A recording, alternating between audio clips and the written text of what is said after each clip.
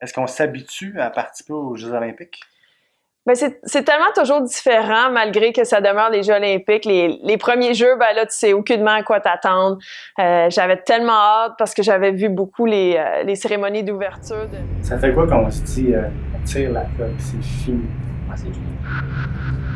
Je le savais, puis ça me tentait pas, mais je le faisais. Les pancartes Frogs Go Home. Il fallait voir que j'étais la seule fille dans la ligue, gardienne de but. Après les préliminaires, je pense qu'il y a bien des gens qui me voyaient plus sur le podium. Quel combat est le plus difficile? Celui dans le ring ou celui à l'extérieur du ring avec les commanditaires?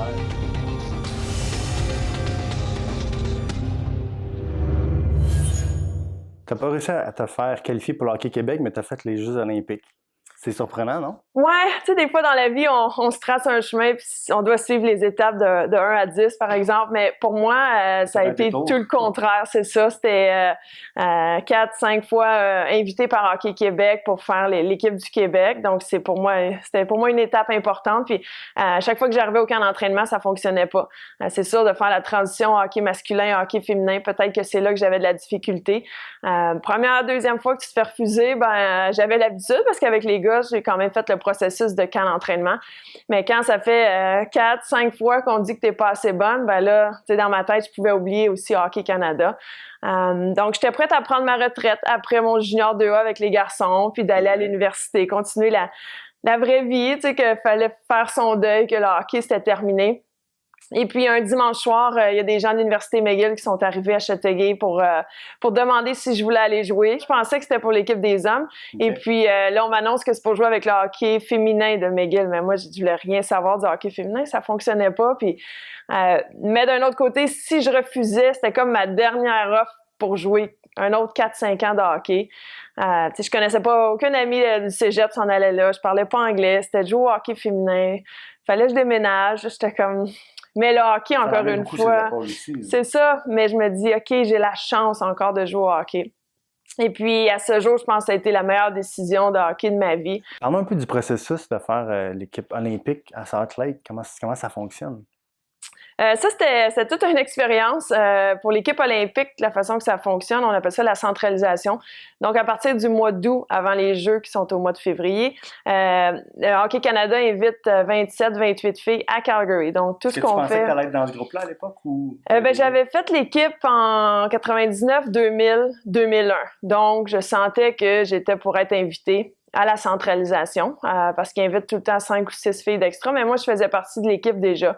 Donc, mais c'est un long processus, là. Pendant 8 mois, tu t'entraînes à temps plein, c'est des journées de 10-12 heures à l'aréna, puis c'est vraiment demandant physiquement et mentalement. Oui, toutes les filles, il n'y a personne qui travaille, personne va à l'école, tu laisses vraiment toutes tes choses, puis tu pars à l'aventure olympique. Donc, ça n'a pas été facile, mais ma coloc, c'était Caroline Ouellette, donc on s'est supporté beaucoup. On était les jeunes qui arrivaient dans le programme, fait que c'était intimidant un peu de voir tout ça. Et l'équipe qui avait perdu en 98 aussi, donc on voulait défendre, on voulait aller chercher la médaille d'or. Et puis cette année-là, ça a été compliqué contre les Américaines. On a joué 8 matchs. On a perdu en plus. Perdu nos 8 matchs. Fait qu'à un moment donné, c'est difficile sur les entraîneurs, difficile sur les joueuses. On essaie de chercher des solutions. Puis d'un autre côté, l'équipe américaine, eux autres avaient été ensemble un 4-5 mois avant nous. Okay. Donc on voyait qu'ils étaient complètement ailleurs. Est-ce qu'il y avait un complexe d'infériorité face aux Américaines? C'est sûr qu'avec c'était imposant. Il avait gagné en 98, plus tous les 8 matchs qu'on avait perdus. Donc, c'est sûr que à un moment donné, moi, je me suis dit, le pire qui peut arriver, c'est qu'on en perde un 9e match. Puis, il n'y a personne qui va parler de nous autres. Puis, ça va être OK, c'est une domination américaine. Donc, à un moment donné, il faut... un match de hockey, c'est 60 minutes. Puis, on dirait que ce matin-là, quand je me suis réveillée dans le village olympique, là, je voyais le beau soleil. Puis on dirait que j'ai fait comme, OK, c'est possible. Il fallait se mettre à y croire à un moment donné qu'un match de hockey, on ne sait pas ce qui peut arriver. Et puis, je pense qu'on a eu le momentum en commençant aussi, en faisant un but assez rapidement. Et puis, comme je le disais, avec toutes les punitions qu'on a eues, mais qu'on a réussi à s'en sortir, là, on y croyait et puis on a réussi à se tenir. Et puis, finalement, on a réussi à les battre au match le plus important de l'année. À Turin, est-ce qu'il y avait une pression de défendre son titre ou de montrer que c'était peut-être pas un coup de chance 4 ans auparavant? C'est toujours, entre chaque Olympique, on a 3 championnats du monde. Donc, habituellement, on gagnait souvent les championnats du monde, ça allait bien. Mais on le sait qu'un match de hockey, c'est un match de hockey. Puis en plus, à Turin, en demi-finale, les Américaines ont perdu. Fait que nous, on voyait ça, puis on se demandait ce qui se passait. Tu sais, pour nous, dans notre tête, c'est sûr qu'on rencontrait encore les Américaines. Donc ça nous a un peu surprise. Et puis, on a finalement rencontré la Suède. Et puis, c'était pas pareil. On a gagné 4-1. C'était pas l'engouement, c'était pas la rivalité qu'on connaissait.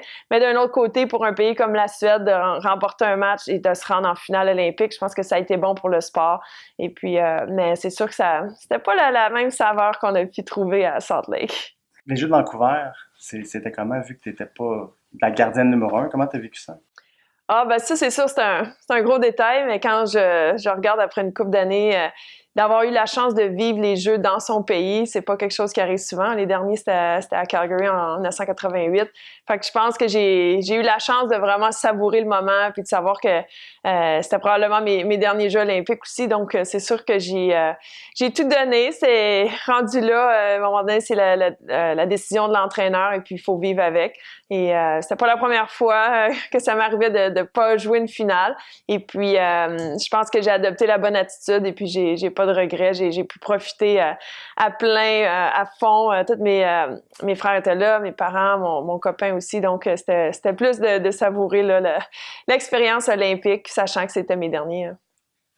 Comment est-ce qu'on vit ces dernières minutes-là sur la glace avec la médaille d'or? Est-ce qu'on en profite peut-être encore plus que les 2 précédentes?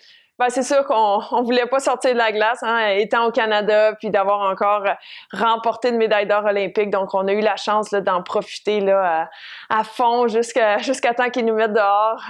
Mais toutes les journées qu'on a pu là, célébrer puis profiter de tout ça en tant qu'équipe, c'était vraiment une expérience incroyable pour moi. Même si c'était les 3e Jeux, c'était vraiment unique là, de voir la population canadienne. Tout le monde avait des chandails de hockey du Canada dans les rues.